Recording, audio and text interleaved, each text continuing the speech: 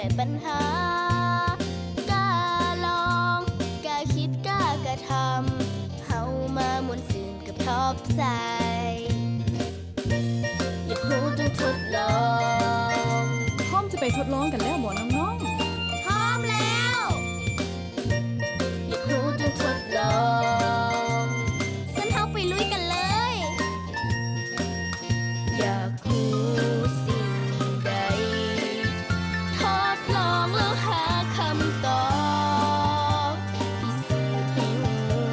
แล้วเฮาจะพบความจริงสรุปแล้วหาเหตุผลฝึกความคิดพัฒนาสร้างสรรค์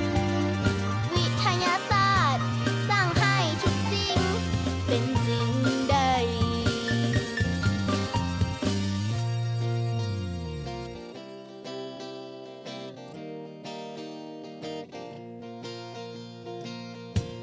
อยากรู้ต้องทดลองสุดยอดไปเลยครูเจ้าอื่นอยากรู้ต้องทดลองโอ้มันเป็นแนวนี้นี่เองอยากรู้สิ่ง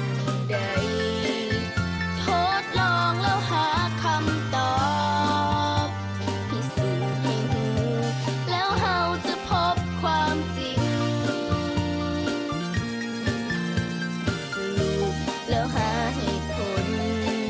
ฝึกความคิดพัฒนา